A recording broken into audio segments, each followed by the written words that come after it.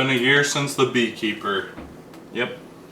And Jason Statham and David Ayer are collaborating again on A Working Man, based on a book by the guy who created the Batman villain Bane, and then got canceled because he's a Republican.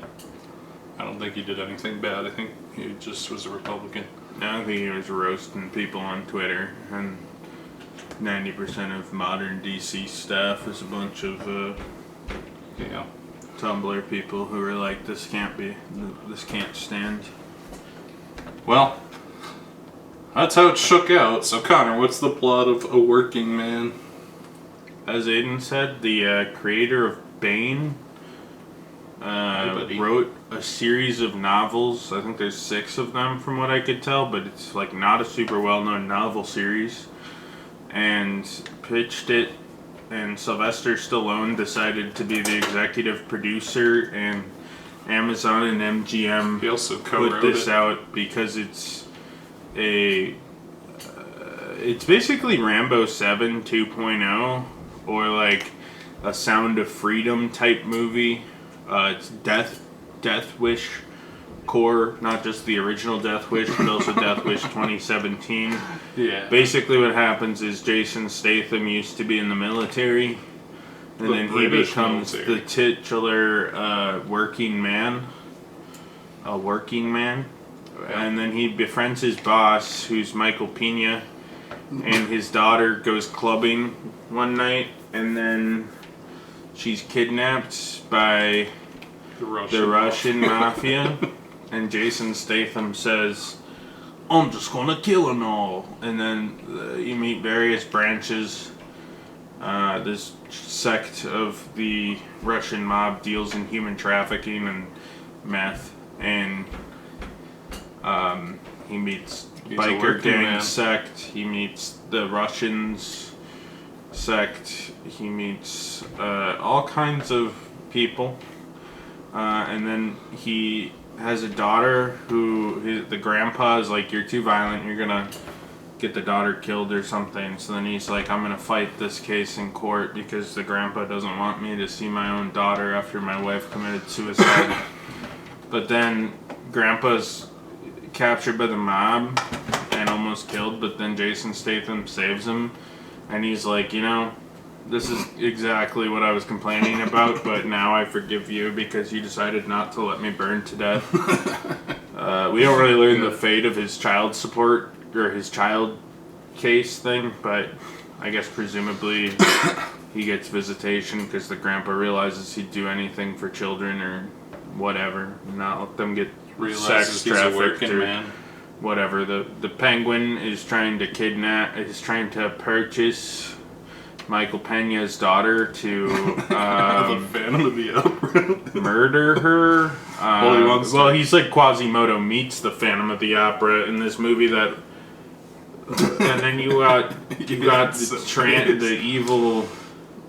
evil trans person who's shooting a giant machine gun with Uncle Fester. With Uncle Fester. Uncle Fester has a grenade launcher. And then there's a ripped black biker man. Well, he has the chair from Game of Thrones. Yeah, in the back of a biker bar where he sits on the Game of Thrones replica. And his right-hand man is a racist redneck cowboy. Yeah, but then there's brother-sister combo who are in love with each other or something. But they're also human traffickers. A lot of these characters aren't very well explained. They're just interesting characters. Well, and then one his of the best friend villains is Demi, who's he's like the son of one of the mafia bosses, and he looks like Jesus, and he's just like a cocaine snorting hippie who quits all the time. Sex trafficking. Well, then he has 2 friends. He has a cop guy who I was like, oh, it's common. And then he looked up more, and I was like, oh, it is not common. So I apologize to all black people for that blunder. I'm face blind. Maybe I'm not racist, No, I'm just kidding. He did look like Common, kind of. But he only shows up in one scene. He's not that important. And then David Harbour plays a blind man who I couldn't tell was David Harbour because he was wearing black sunglasses because he's blind. Yep. And he only shows up for like 4 seconds in one scene, and then he shows up in 2 further scenes later. He basically gives Jason Statham a gun and says, I couldn't stop you even if I wanted to because you're a working man. And he says, that's right, I'm a working man. Everyone So calls anyway, him a working then man. then he shoots everybody, and then at the end, spoiler alert, there's like 6 old people who are like the Russian equivalent of like the Godfather, like Don Corleone and stuff. Like they're like in tuxedos and whatnot. Yeah, and they're like, we gotta. The main one has is a cane with a golden skull on top. and he's like, he does the Marlon Brando. He says, we gotta just forget about him. The devil came, blah blah blah. Kind of a John Wick-esque thing where they're like, he's El Boogeyman or whatever, Jason Statham. And the movie's kind of it's weird. So Aiden, what did you think of A Working Man? It's like The Beekeeper, but good. You get the motivation right at the start. In The Beekeeper, it was like this boring and sappy thing where an old black woman kills herself because she gets scammed by broccoli-haired she's like the president's only one. son. She's the only one who believed in Jason Statham, and she falls for a phone scam and then kills herself. Yeah, stupid as hell. That's such a bad movie. This one just dives into it with the Russian sex traffickers. Yeah, you get it right away. And unlike The Beekeeper, there's no like boring shit or like attempts to build tension. It's just Jason Statham goes to a place, and then there's an action scene where he kills like 15 people, and then he goes somewhere else, and he's like, "Are you guys related to the Russian mafia?" And they're like, "Yeah, what of it?" And then he kills them all. It's a high-paced thrill ride of never-ending Jason Statham, John Wick light action scenes. It's in like kind of John framework. Wick, but John Wick is like basically dancing with a gun, and like this movie's like bloody. It's also edited by Fred Raskin, who edits all of James Gunn's movies and Quentin Tarantino movies, basically exclusively, except apparently this movie he's done now. Yeah, it's pretty. There's some nice bloody moments. Right at the start, Jason Statham shoots a guy with a shotgun, and real blood squibs explode all over, and yeah, you get the goofy Russian, all these oddball Russian characters who are all like mini James Bond villains of their own, and it's just him running around and killing people. There's some decent action all around. There's a fun fight scene in a bar. There's a fun fight scene in the back of a van. It's not a deep movie. In fact, it's quite fucking stupid. Yeah. I think about half of the cast of this movie refers to Jason Statham as a working man. Oh yeah. Like when he meets the black biker gang leader man, he's like, "I can tell you're a working man." Jason Statham's like, "You're right. I'm a working man." He's like, I just want to get back to boring old concrete. I also like how at the end, like that one, like 2 seconds where the black dude is like, "You're a working man." Like he's like, "I also was in the military" or whatever, and like the 2 lines of dialogue like created a camaraderie. So when they have like Jason Statham brutally murders they him, have a Romeo and Juliet friendship, and then Jason Statham shoves a knife through his throat, and he's like oozing blood out of all of his eye sockets and his ears and stuff. And Jason Statham's like, "I'm sorry, old buddy." Does the eyelid close like they always did in Naruto for dramatic effect. Yeah, he showed some respect to this man, Mr. Meth Pusher. The last 20 minutes, guy. Especially when Jason Statham's raiding the illegal casino that looks like a voodoo hut. Like, that guy was like homies with all the human traffickers. Like, it's not like this dude didn't know. But like this dude was fine by him because he acknowledged that he's a hard-working Republican man. Yeah, he's a working man. He's a working man. Yeah, the last 20 minutes is just sheer insanity as Jason Statham's blowing away the penguin and like the mafia boss is standing outside and he does this hilarious scream when Jason Statham gets away, and presumably that's set up for the sequels that they said they were interested in making.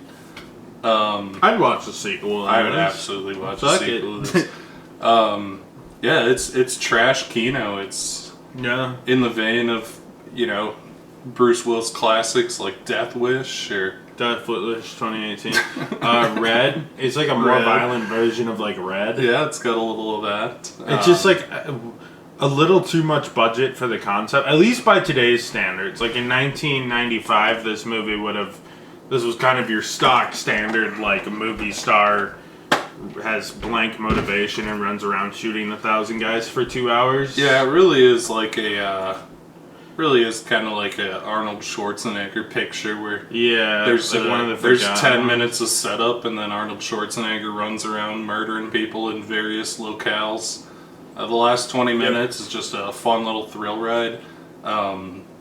Characters just keep calling Jason Statham a working man. Everyone he meets recognizes it. He goes to the law office and he's like, I miss my daughter. And he's like, we can tell you're just a working man, but we'll get you your daughter back. So it's not his daughter, it's his homie's daughter. But their family, because Michael Pena at one point was like drinking Patron and was like gonna kill himself or whatever. And he's like, my wife killed herself and you're like my family and I wouldn't want you to do that. And then Michael Pena looks up at him and says, I know you're a true He's like, I'll pay man. you 20 stacks to save my daughter. And Jason Statham killed so many people. Like, if we're looking at like dollar to death ratio, Jason Statham made like $100 a kill probably, which just seems a little light. Like I think based on the scale of there's what all sorts of just ridiculous he ended up having to scenarios. do, like I feel like Uncle Fester's shooting a grenade launcher at him and he just blind throws a grenade at him and then Uncle Fester goes, oh, there's a guy with explodes. no chin with a giant machine gun and Yeah. Jason Statham no scopes him like Gears of War over the wall, blind Well, fires his ass.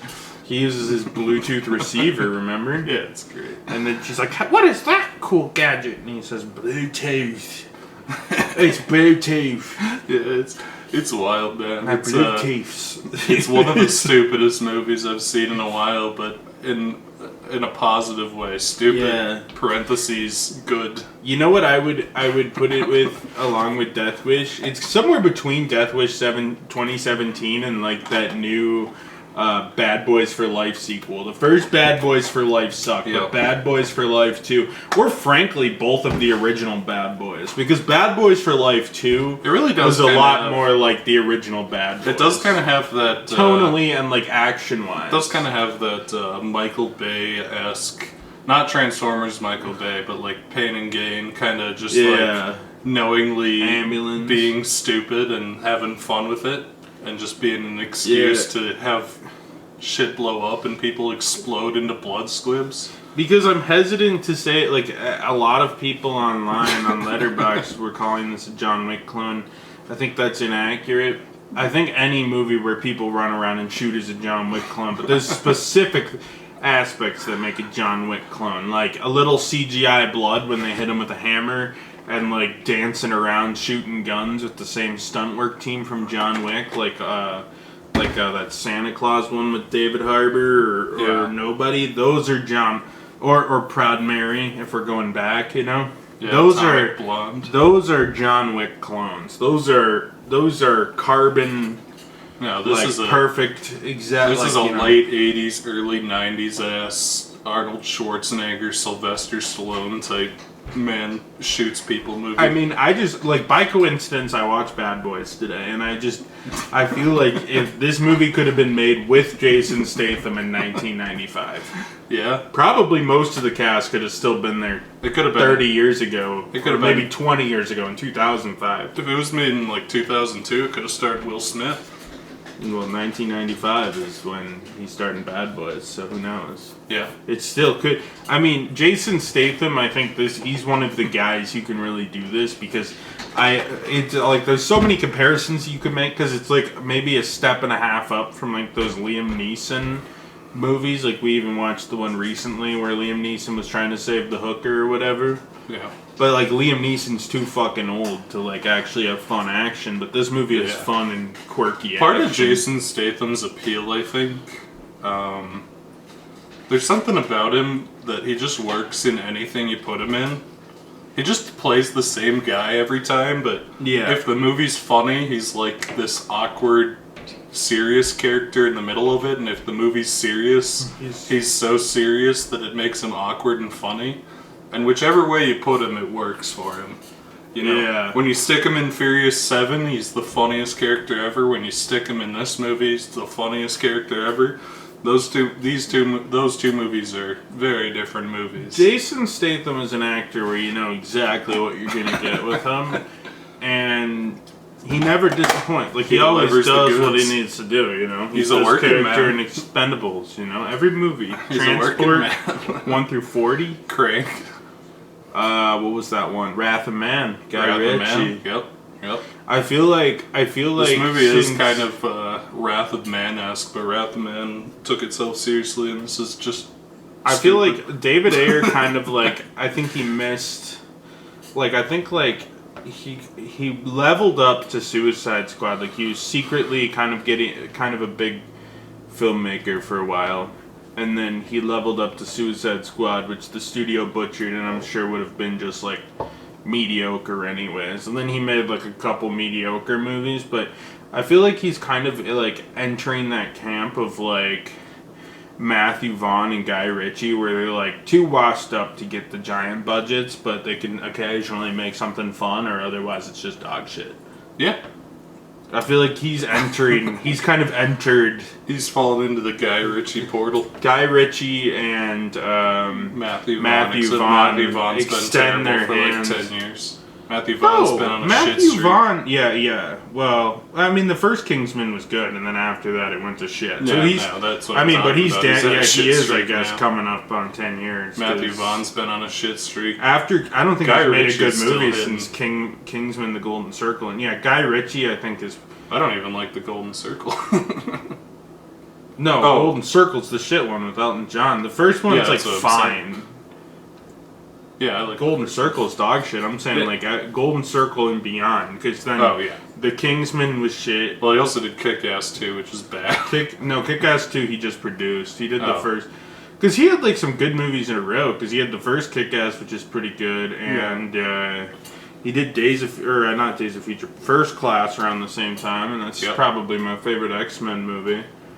Then it all went to shit. It all went bad. Anyway, what'd you think of A Working Man? What didn't I think of The Working Man?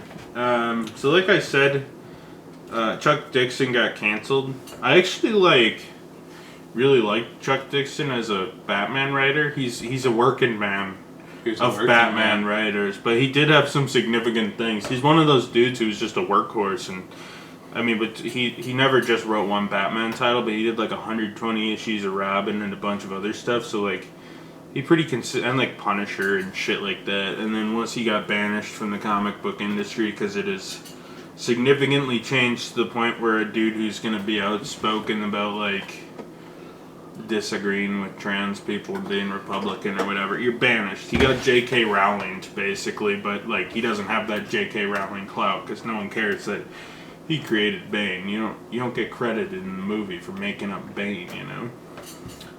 But my point is, I think they took the concept of these like e-novels that no one's ever heard of, because I'm guessing he just made a bunch of creative hitmen, which is something he probably picked up from being a comic book writer. And on that note, the reason I mention all that is because there's like 50 villains in this movie, and they're all unique. You know, you got the incest siblings, characters. You got the Crocodile Dundee ginormous black dude who was in the military and pushes meth and sits on the Game of Thrones throne. You got the Phantom of the Opera meets the Penguin meets Quasimodo. Yep. As a weird sex pervert. You got Big Machine Gun, Chinless Man, Uncle Fester as his sidekick. Like, it's just, it goes on and on. Yeah. It actually kind of also, I feel like this movie reminds me of so much. It also kind of reminds me of Kingsman. It's a veritable rogues gallery. Jason Statham has a whole rogues gallery of Russian people he goes against, which is, I assume, why this is an adaptation of something. Because, like, they wouldn't pay Chuck Dixon if they didn't want to use that. Because, I mean, this concept is guy wants to save a girl from being human trafficked and fights a bunch of people from an e-novel. I don't even know how they got, unless Chuck Dixon, like, was like, trying to shop this around. Well, apparently, Sylvester Stallone was the one who pitched it, so I guess he Sylvester found this Stallone shit on Amazon or something? Because I'm pretty sure it's never... fan or something? I don't know. Well, yeah, and then you got the Sylvester Stallone aspect, because this movie is the exact same plot as Rambo 7, but less bad. Significantly better than Rambo 7. Yeah, no, way better. But it's the same concept, because Rambo's like, I just want to be at peace or whatever, but my friend's daughter got kidnapped to be human trafficked, so then Rambo goes and kills a whole gang to save her. Yeah. And it's the same plot, but then there's so much at play here, and there's a lot of things like, why is David Harbour and Michael Pena the only two other named actors besides Jason Statham in the whole movie, and they are featured for 5 seconds each. Like, Michael Pena is in the movie for 5-10 the real seconds difference total. The real difference between this and Rambo 7 is that the villains were all given weird supervillain quirk personalities. Right, exactly, and that's part of what makes it stand out. Because would I remember Russian guy number 7 if it wasn't a no-chin motherfucker with a giant machine gun? Or would I remember the two nameless henchmen that kidnapped the girl if it wasn't for the fact that they were incest twins with face tattoos? Jesus, sex trafficking drug addict club owner. There is a fucking lore to the Working Men universe. And I can't even underestimate how okay this movie is. There's this movie is not boring. The Liam Neeson movies, lots of exposition to pad out. If Liam Neeson did the same thing, it'd be 2 short action scenes, and he'd be like, well, I guess I'm wiping my hands clean. I killed the entire Russian mob. But Jason Statham, you get an insane body count. Amazon allowed them to make the movie they needed to make. It's a lot of people die, you know. It's entertaining. I hope they make a sequel and it has just as many quirky supervillains. I'm really hoping this does good on streaming, because I doubt it'll do good numbers in theaters. But the nice thing about Amazon owning MGM now is I think it's kind of one of those things where it's going to go direct to Amazon. It's going to get pushed very hard. It's going to go to theaters for 2 weeks, and then it's going to go to Amazon and be pushed like it's the biggest thing ever, and then it'll probably, by whatever metrics that ends up bringing Amazon, they might make a sequel. I hope so, man. I hope they bring David Ayer back too, and just tell him to fucking go wild. I think David Ayer did okay. David Ayer's weird because a lot of his movies are dog shit, but they're usually there's a quality to them that a similar movie like this, you could have easily gotten a worse director, you know? He's definitely a big box filmmaker. I don't think his ideas are always great. I think shit turns out weird a lot, and there's 10 people that wrote this script, but I think it was just 10 dudes hashing out action scenes, and they made the loosest of loose plots around it. Yeah. He wants to fight the Russian mob because his friend's daughter gets human trafficked. Easy. Hey, buddy. You want to Oh my god, Durf's consistent right now. Obi wants some of that too. They're brothers. Durf, you don't feature much. No, he's featured. You're a special star. He's a very special star today. Yeah, no, the writers just went and made wacky characters to die in ludicrous action scenes. Yeah, and I hope they get the gang back together. Sylvester Stallone, David Ayer, Chuck Dixon, Jason Statham. I hope they get the whole gang back together and come up with some crazy lunacy for whatever the fuck gang they want to do next, you know? Maybe you don't do the Russians again, you know? They did a lot of Russian material. Maybe they could do the Cuban mob next, and they're all driving 1950s cars, or it would be. Or cool, you could do a different gimmick, 1930s Italian gangsters. They did set up the council of Russian elders who all presumably have their own wacky henchmen. But they all fucking wave them off, you know, because They all moved on. It's just the one guy who hasn't. So That's true. I think the implication is that this guy's gonna have to find a new gang. You know, I think he should go up against like the triads, like a Chinese gang. Oh, that'd be fun. Okay. And then he could fight a bunch of like one's like a kung fu master and one has like nunchucks and there's a real ass ninja in there. I like how many plot lines are also just like set up and dropped. I talked about a couple already in this video. One that I thought was funny is, so at the start of the movie you think this is kind of the rising action, and it kind of sort of is, but he's got this dude who's like a Latino man that works with him. I think they're both like foremen on the job site or something. They're both kind of like managers.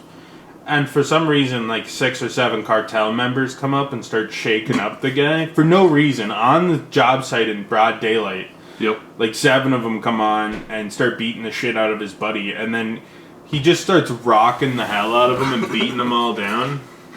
And then he's like, "Now buzz off," and you're like, "Okay, so this is set up to the story." No, not at all. Never mentioned again. That co-foreman who the first scene, this dude is set up to be his best friend, like close friend.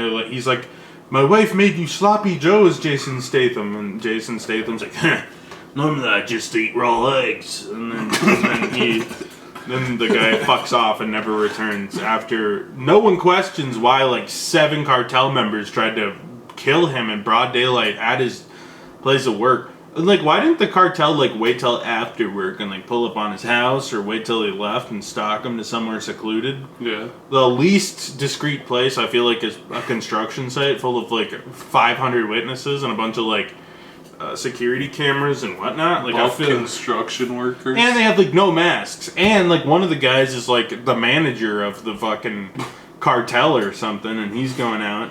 Yeah. And they don't even acknowledge it. He's just like, "Oh, thanks. My wife will make you some like tortillas tomorrow or whatever." Yeah. "My wife's making egg bake tomorrow if you want a couple slices." And Jason Statham's like, "Well, I'll take some egg bake if they're raw, you know." Yeah. Egg hold the bake, you know. I don't know. It's a fucking weird movie, dude. It is. It's fun. I'm actually surprised how much we had to say about The Working Man.